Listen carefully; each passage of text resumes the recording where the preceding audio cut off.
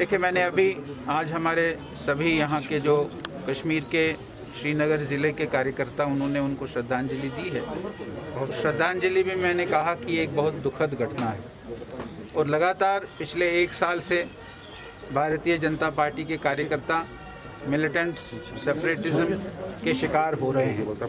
बहुत ये एक निंदनीय कंडेमनेबल ये हरकत है। ऐसा ये हुआ है कल शाम को। म्युनिसिपल कमेटी के चेयरमैन त्राल के राकेश पंडिता जी, उनको कल रात को 10:15 बजे वो अपने दोस्त के घर ठहरे हुए थे, वहां आकर उनको जिस प्रकार से मारा गया, जिस प्रकार से उनकी हत्या की गई है, ये बहुत कंडेमनेबल है। ऐसी घटना ये होनी नहीं चाहिए।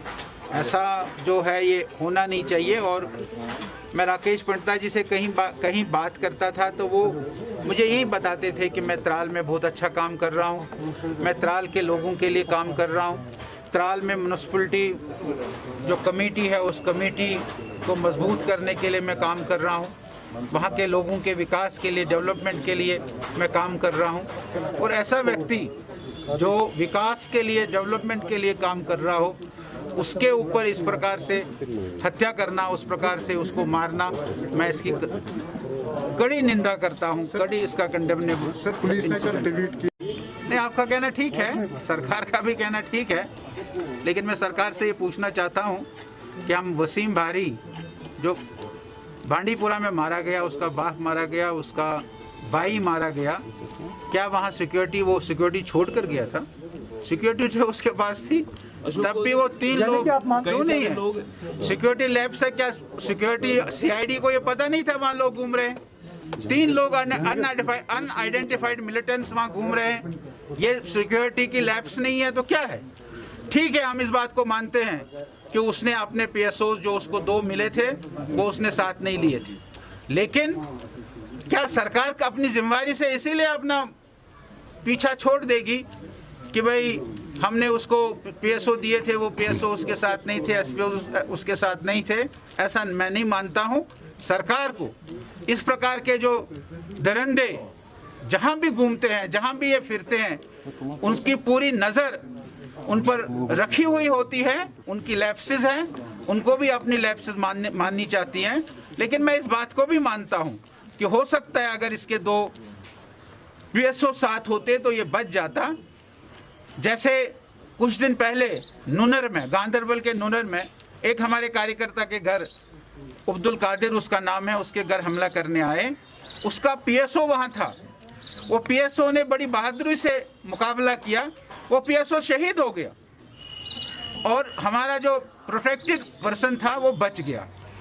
ये हो सकता है, मैं मानता हूँ, लेकिन सरकार भी, पुलिस भी, सीआईडी भी, सारा सिस्टम भी अपनी जिम्मेदारी से ये कहने से बचना नहीं चाहिए। चेहरा हमने सामने आ गया जब राकेश पंडिता जैसे इंसान जो तरक्की और डेवलपमेंट चाहता था, जिसने त्राल जैसे इलाके में तरक्की का एक नया दौर शुरू कर दिया था। शायद दहशतगर्दों को ये रास नहीं आया और ना उनको पसंद है, क्योंकि वो डिस्ट्रॉय करना जानते हैं, उनको अमन के साथ चिढ़ है। भारतीय जनता पार्टी का हमेशा यही मिशन रहा है, सबका साथ, सबका विकास और सबके विश्वास को चलना। जैसे राकेश पंडिता वहाँ की जो मेजॉरिटी कम्युनिटी, मुस्लिम कम्युनिटी के, उनके साथ उठना बैठना था। और कल वो एक मुस्लिम घर में ही उनको शहीद कर दिया गया था, क्योंकि उसने वो जहाँ मजहबी रवादारी है उसको वहाँ जिंदा करने की कोशिश की थी, जो कश्मीरियत है, जिसको हम कश्मीरियत कहते हैं। लेकिन दहशतगर्द चाहते हैं कि यहाँ डिस्ट्रॉय हो, ताकि वो यहाँ जो नौजवान है, जो हमारी नई नस्ल है, उनको दहशतगर्दी में इन्वॉल्व करेंगे। इसलिए वो पीस के दुश्मन है, अमन के दुश्मन। और ये लड़ाई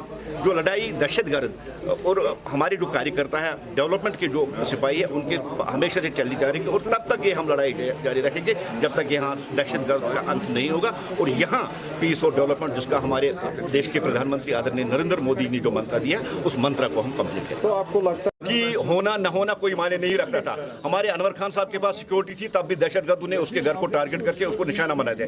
बेसिकली जो मसला है वो लड़ाई है दहशतगर्दी और पीस की, डेवलपमेंट की। इसलिए जो भी भारतीय जनता पार्टी का कार्यकर्ता डेवलपमेंट करना चाहता है, दहशतगर्द उसको हिट करने की कोशिश करते हैं। वो एक पैगाम देना चाहते हैं, यहाँ हम डेवलपमेंट नहीं होने देंगे। लड़ाई बेसिकली वही है। तो देखिए, जहाँ तक सिक्योरिटी का ताल्लुक है, मैक्सिमम जो लीडर्स है उनको सिक्योरिटी प्रोवाइड की जा रही, लेकिन मैं आपकी वसादत से अपने लीडरों से भी ये बात करना चाहता है, जो SOPs हमारी बार बार या एडवाइजरी जो आती है उनको फॉलो करके उसको मद्देनजर रखकर एहतियात ले लेना चाहिए। यही मेरी अपील रहेगी। और सिक्योरिटी रिव्यू की जहाँ बात है, बार बार गवर्नमेंट सिक्योरिटी रिव्यू लेती है और हमेशा लेती रहेगी, क्योंकि हर महीने एक सिक्योरिटी मीटिंग होती है, CID डायरी देती है, वो हमेशा होता है और हमेशा होता ही है। आज कश्मीरियत और इंसानियत शर्मसार हो गई है। हर किसी सेक्शन सोसाइटी से जितने भी सेक्शन हैं उन्होंने इस चीज़ को कंडम किया।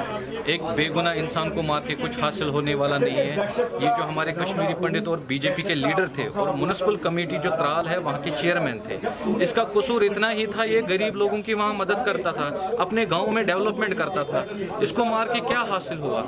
अब जो फ्रस्ट्रेशन नज़र आ रहा है, जो भारतीय जनता पार्टी, आपने देखा चाहे कोविड में हो चाहे इलेक्शंस में हो, हमारे कार्यकर्ता डट के मुकाबला कर रहे हैं, चाहे टेररिज्म का मुकाबला कर रहे हैं, जो यहाँ की रीजनल पार्टीज है उनसे भी मुकाबला कर रही है। एक फ्रस्ट्रेशन का माहौल बनाया है। लेकिन आप जितने हमारे कार्यकर्ताओं को शहीद करेंगे उतने कार्यकर्ता हमारे जिंदा हो जाएंगे। मेरी यहाँ के लेफ्टिनेंट गवर्नर मनोज सिन्हा साहब से दरख्वास्त रहेगी, मेहरबानी करके जो हमारे ग्रास रूट लेवल पे जो हमारे वर्कर या कोई भी political worker grass root level पे डेमोक्रेसी को स्ट्रॉन्ग करता है, उसको सिक्योर फराहम करने की जरूरत है, उसको सिक्योर अकोमोडेशन देने की जरूरत है। और DGP साहब से, दिलबाग साहब से दरख्वास्त रहेगी कि कल्प्रिट्स को जल्द से जल्द आइडेंटिफाई किया जाए, ताकि जो आगे इंसिडेंट्स है ये रोके जाने चाहिए।